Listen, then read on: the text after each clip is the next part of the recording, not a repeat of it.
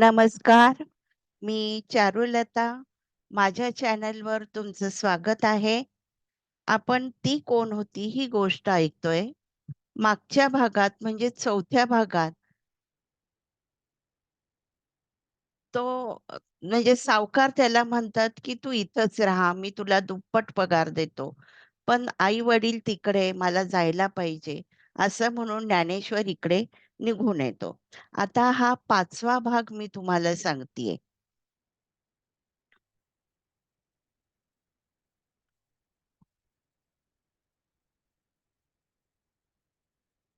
ज्ञानेश्वर नवीन सर्व्हिसमध्ये चांगला रमला. त्याला ह्या सर्व्हिसमध्ये 8 महिने झाले. ह्या 8 महिन्यात त्याने चांगलंच नाव कमावलं. त्याच्या त्याच्या त्याचा छान जम बसला आणि तो आपल्या सर्व्हिसवर खुश होता. ही कंपनी राहुल चालवत होता. राहुल खूप हुशार मुलगा होता. त्याचे वडील व काका असे तिघजण ती कंपनी चालवत होते. राहुल हा ज्ञानेश्वरच्याच वयाचा होता. त्यामुळे दोघांचे छान जमायचे.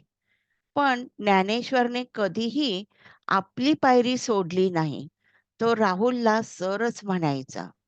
सकाळी ज्ञानेश्वर आणि त्याचे वडील नेहमीप्रमाणे गार्डनमध्ये वॉकला गेले. त्याचे वडील वॉक करत होते आणि हा रनिंग करत होता. ते दोघं समोरासमोर आले. ज्ञानेश्वर वडिलांकडे बघून हसला.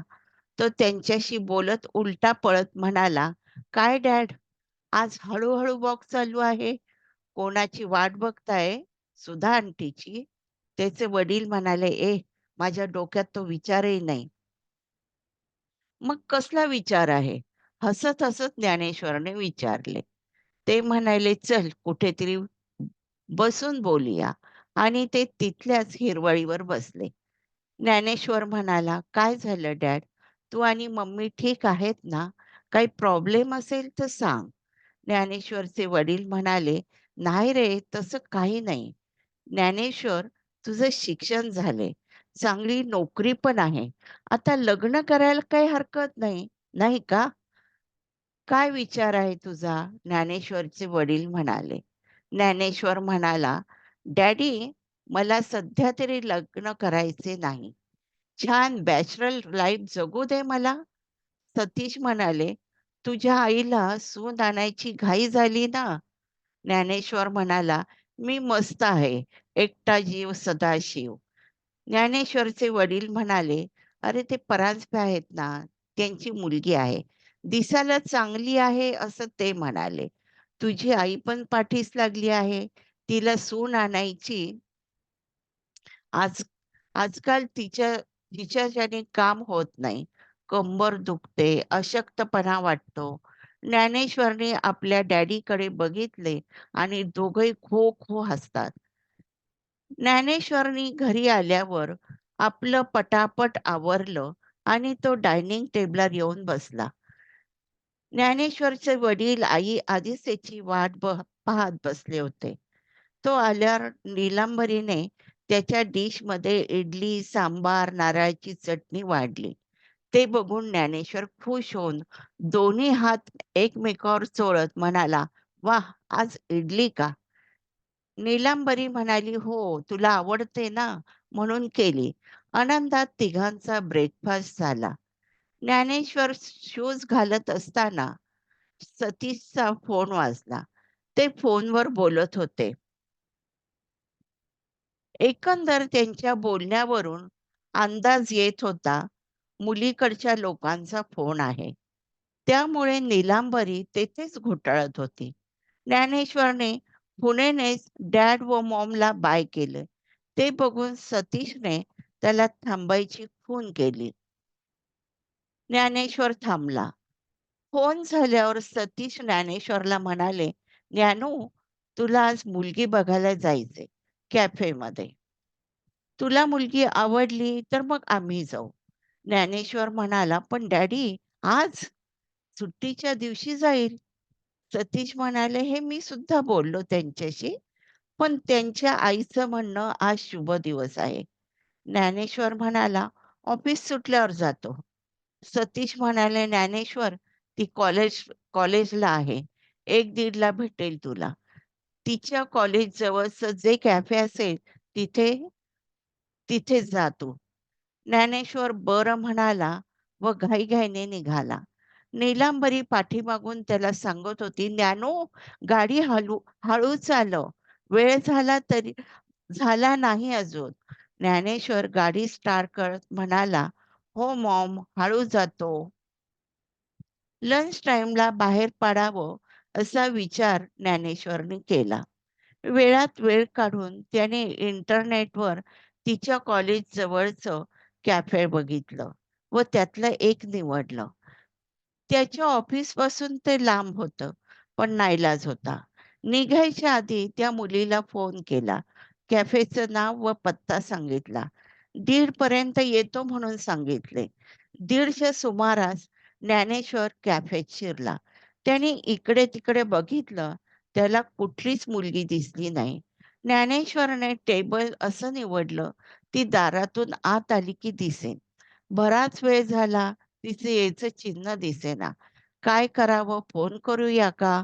असा त्याच्या मनात विचार आला. तेवढ्यात 4-5 मुलींचा घोळका आत शिरला. त्या मुली त्याच्याचकडे बघत-बघत थोड्या लांबच्या टेबलावर बसल्या. पण त्या ज्ञानेश्वरकडेच बघत एकमेकींशी बोलत होत्या. थोड्या वेळाने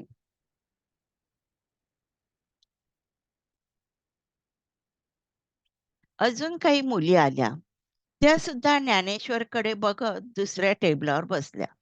बघता-बघता पूर्ण कॅफे मुलींनी भरून गेलं. ज्ञानेश्वरला मनात काही शंका आली, म्हणून त्याने वेटरला आणायला सांगितलं. वेटर पाणी घेऊन आला. ज्ञानेश्वरने त्याला विचारलं, "कॉलेज जवळ असल्याचा चांगलाच फायदा आहे.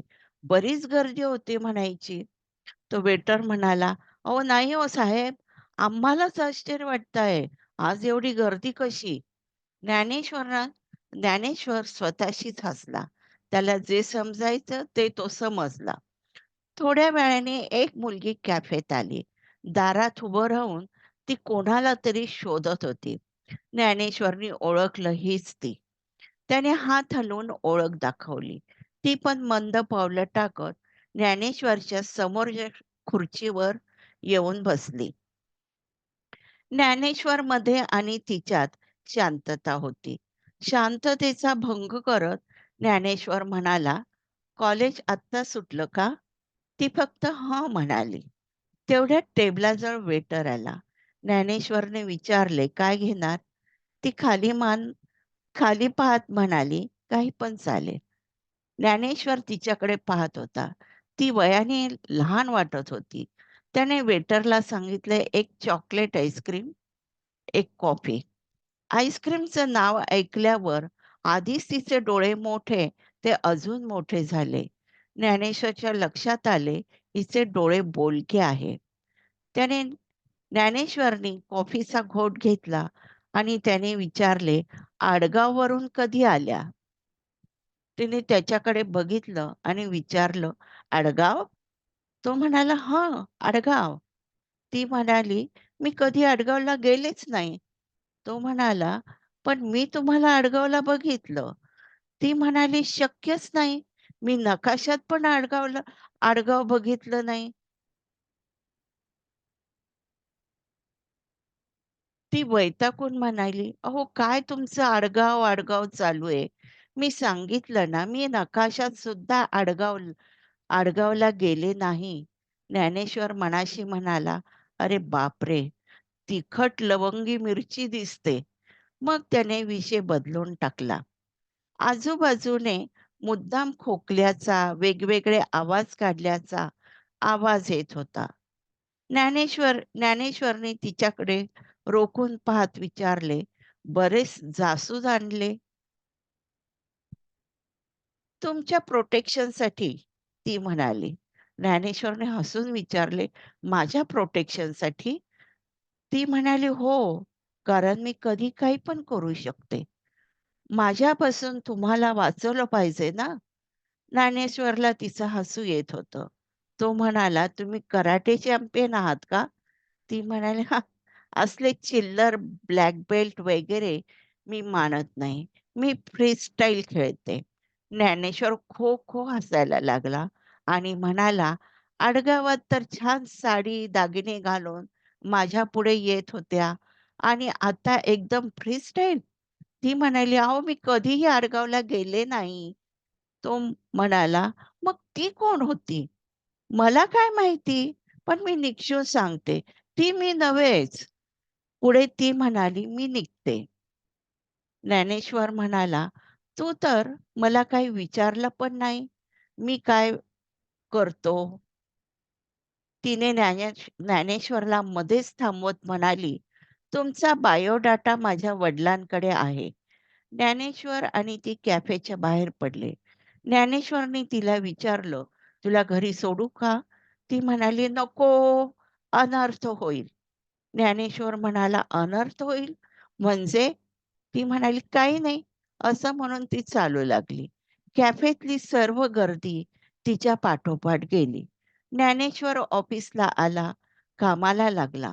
पण त्याच्या मनात एकच विचार येत होता, ही ती नाही तर ती कोण होती? दोघींमध्ये एवढं कसं साम्य? नीलांबरीने ज्ञानेश्वरच्या मोटरसायकलचा आवाज ऐकला. तिने लगबगीने जाऊन दार उघडले. ज्ञानेश्वर लिफ्टमधून बाहेर आला. घरात पाऊल टाकता क्षणी नीलांबरीचे प्रश्न सुरू झाले. "ज्ञानू, मुलगी कशी आहे? आवडली का?"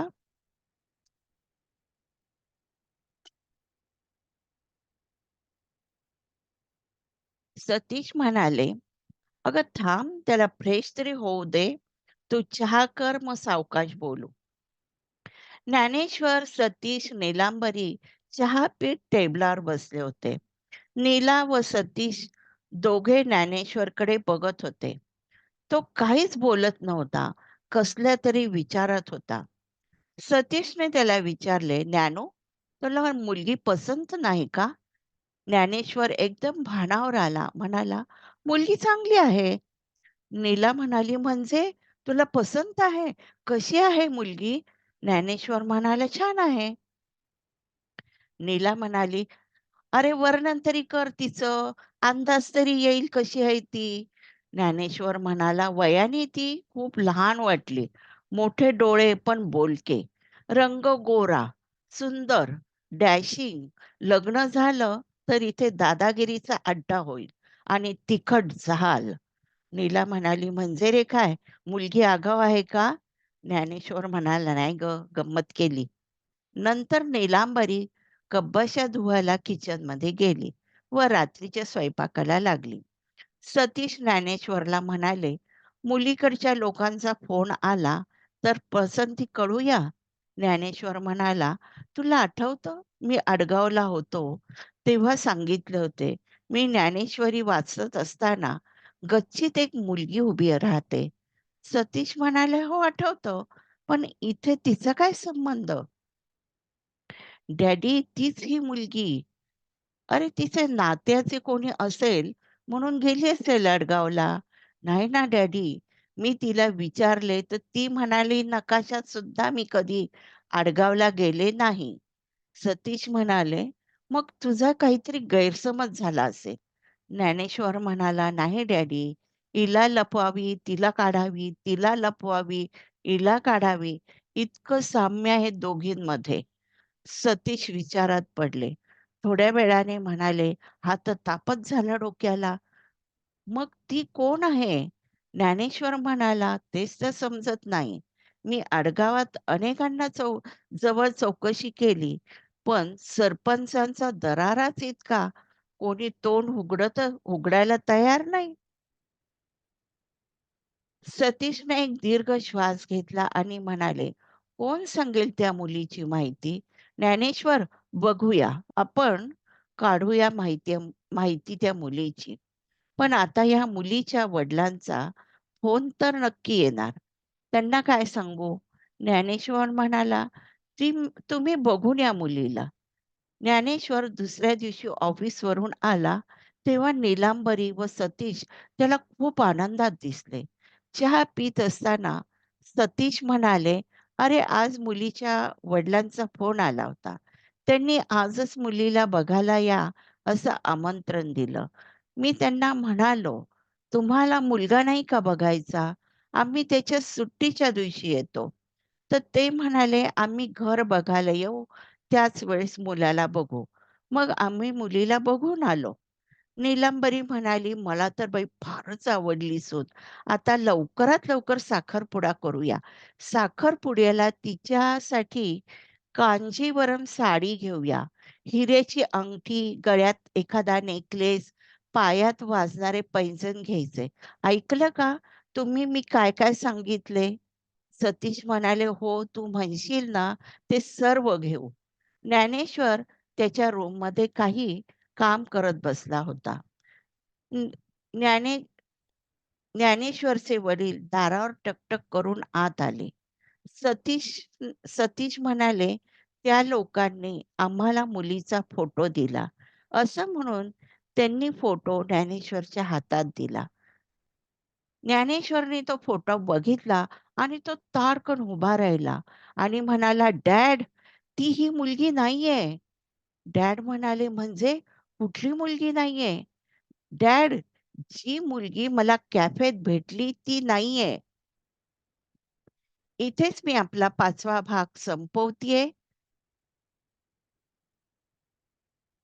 ही माझी कथा तुम्हाला कशी वाटली ते मला तुम्ही लाईक करून, सबस्क्राईब करून आणि शेअर करून सांगा. नमस्कार.